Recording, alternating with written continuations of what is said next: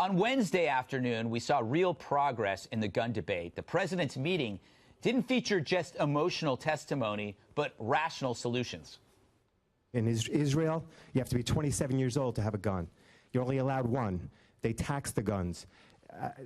You have to go through significant training. When somebody shows signs of hurting themselves or someone else, you can take their gun away from them. They won't get past point one. They go through the metal detector. Their bag go through the machine. So it was pure civil discourse. Then came CNN's town hall, which wasn't. Can you tell me right now that you will not accept a single donation from the NRA in the future? Your comments this week and those of our president have been pathetically weak. But I want to explain to you why you would not.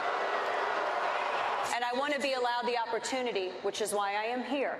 Let me answer the question. Let me answer the question. You can shout me down when I'm finished, but let me answer Emma's question.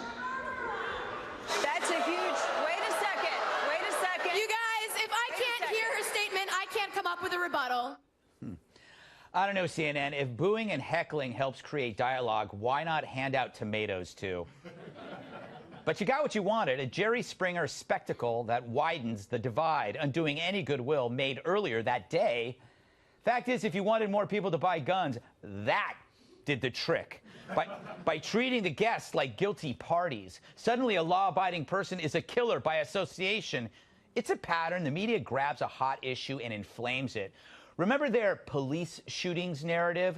The media slathered that issue with emotion and half-truths, creating a recursive rage spiral. The result, the police ended up pulling back, and crime jumped in some cities. And that somehow shocked the media. Meanwhile, witness the practical solutions coming from the White House and this House. Last week, we mentioned the Civil Tag, a database for madmen based on police, teachers, and students' testimony. If you're in that database, no guns, that's it. And clearly, some very important people heard what Tyra said as well. When 9/11 happened, the planes hit the towers, airports were changed forever. We got the TSA. Our children are getting hit. It's time to change the schools forever. And there's a population out there, and I checked, they didn't have the new stats out, but last year's stats was 4.3% unemployment for returning veterans in this country. That's 435,000 trained men who have eyes and ears. We need to have them at the schools. TSA needs to be at the schools. One way in, one way out. Boy, do we need that.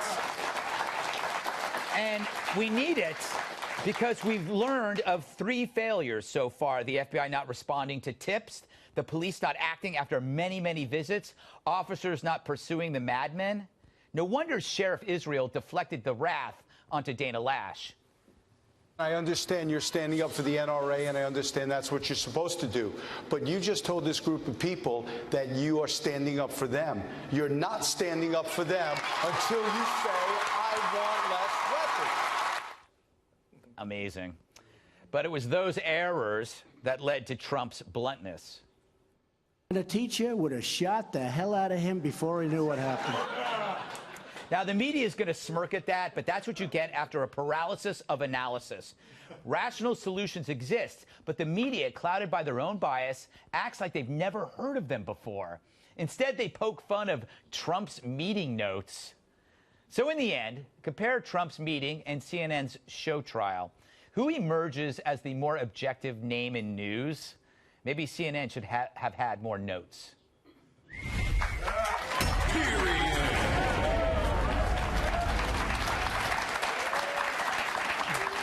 Colonel West, you're obviously a veteran. You were a congressman in Parkland's district. You are also on the NRA board, so you are kind of like in the thick of this thing. And I own 3 AR-15s. Yeah, that's why I don't come by your house. What do you make of this I mean, I felt that the White House meeting was cathartic, and then I got completely depressed and crushed when I watched the CNN event. When I look at that CNN debate and I see Sheriff Israel, he's in a lot of trouble because now we have come to find out that the sheriff's deputy that was there to protect that student, understand there was one school resource officer for a school of 3,000. His whole duty is to protect those students, and he failed in his job. Now, what's the criteria to have a school resource officer in the Broward Sheriff's Office? Furthermore, I guarantee you that Sheriff Israel knew about that surveillance video last week, Wednesday. And why are we just now finding out about it? What drives me crazy is that I think Sheriff Israel knew a lot of things at that town hall, and that's why he turned it onto Dana Lash, because there was also, I believe, that officer at the school also had been tipped off about this person before, which blows my mind.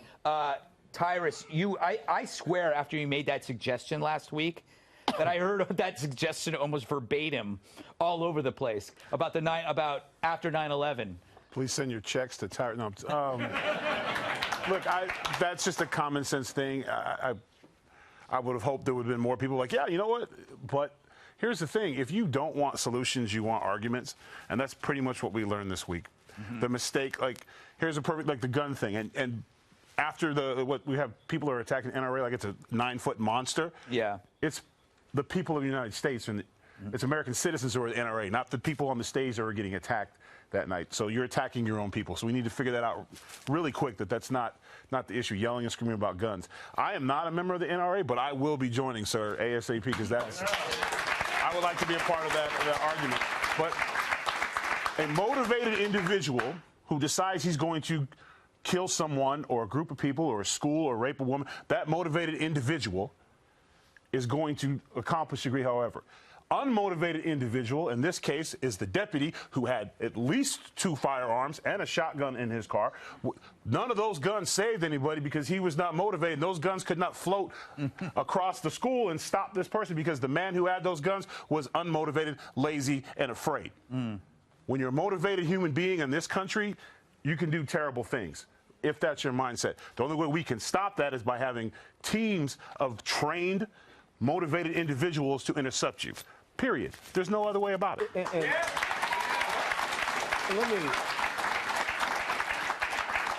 you know, most people don't know who Stephen Williford is.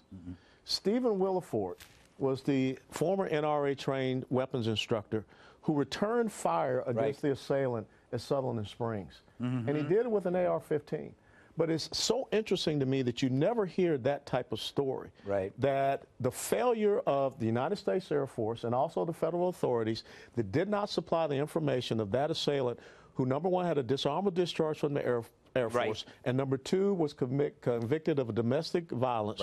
And the person that saved that carnage was someone with an AR-15 trained through the NRA. You know, and that's why I feel so strongly about this civil database. But I want to ask Kat, as a libertarian, would you budge a little on gun rights? No. No, that's what I thought. Not at all.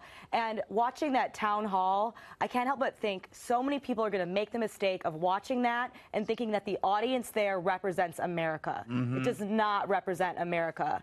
There are still very many people in America who understand the Constitution, and they understand that the Second Amendment exists not just so we can protect ourselves, but also for protection of our liberty against a tyrannical government. And you can't forget that. And you can't let the left bully you or shame you or shout out you're a murderer at Dana and make you feel bad, and let us give that up because it's too important to give that up. All right. Last word, Bree. What are your thoughts? So my boss actually interviewed Dana about her experience, and she said that it was set up kind of like a WWE SmackDown. She had to walk in between. This is her account of what happened.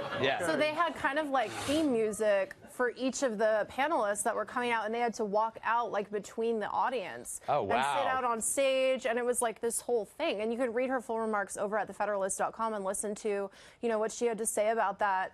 But, you know, just the way that they set it up, it was very apparent that CNN was not about real solutions, as Tyra said. It was about creating this big, you know, smackdown on TV for ratings. Yeah, you know, it was the least attractive thing besides a mob is instigating a mob when you know it's because it's so easy to do. And it was like, the CNN, it cemented a divide that meant it to be defrosted. And I saw the defrost happening at that Trump event, and then I saw it being cemented again. And people are I believe people are inherently good until they're in a mob, and then when that mob gets going, anything can happen, and that's what scares me. We got to move on, but all right. Producer goes, please move on.